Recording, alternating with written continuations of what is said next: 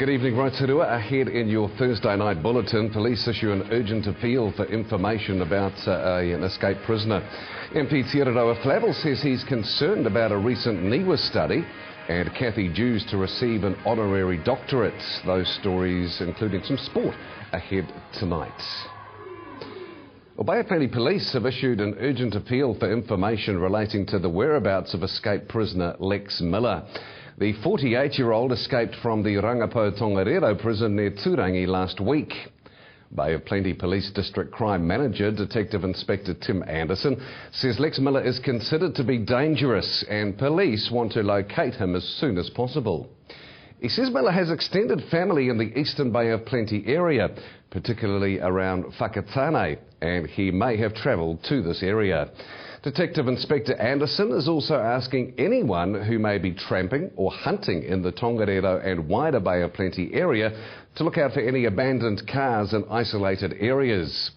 He says anyone with information can contact their local police station or simply call 111. Miller is European, aged 48 years and is approximately 173 centimetres tall with sandy brown hair. When he escaped from prison, he was believed to be driving a 1994 silver Toyota Camry sedan with the registration TC7281.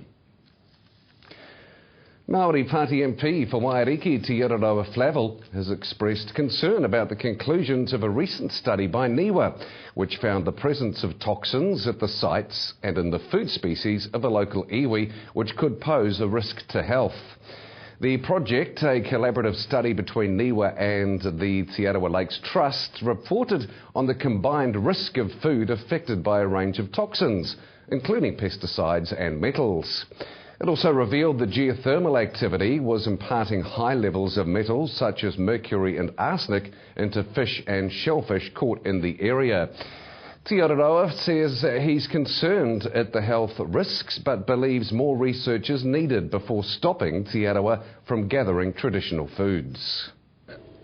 I think there's still a little bit more work to be done there. Sure, somebody's identified it, but one would think that with all the measures that have been done recently around the lake, all of the lakes, and the land management and stuff, that it wouldn't be as bad as it was 10 years ago, for example. But that's still not good enough, clearly, because those things are still there.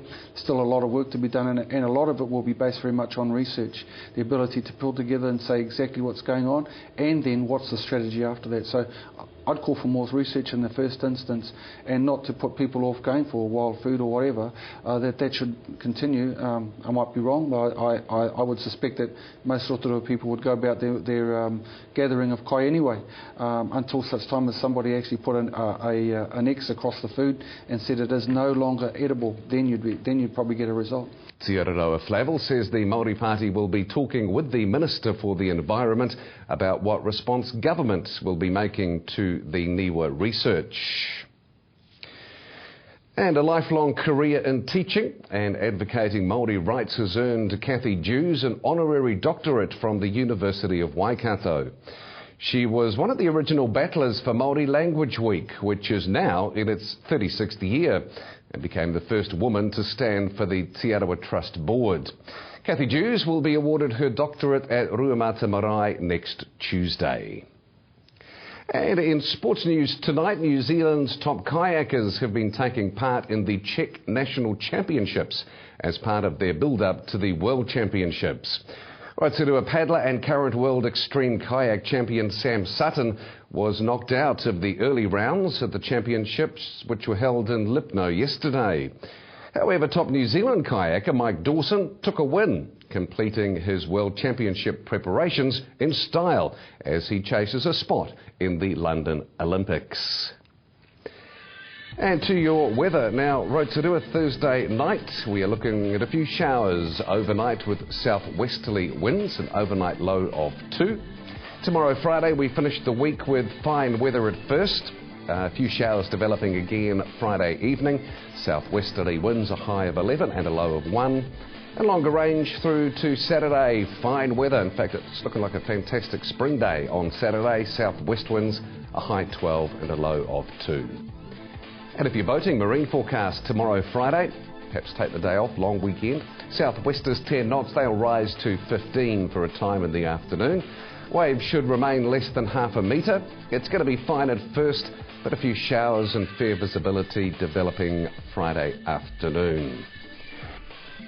So don't forget, if you did miss any of tonight's bulletin, you can watch it again. Simply log on to tvrotorua.co.nz, click on the View Latest City News link, or to view what's on in our city, click on the upcoming events link. Well, still to come in tonight's program, Louis Takani talks about standing for the Labour in the Waiariki electorate. We hear too about the Whakarewarewa night market, and MP Te Araroa Flavel talks about the growing issue of suicide in the country.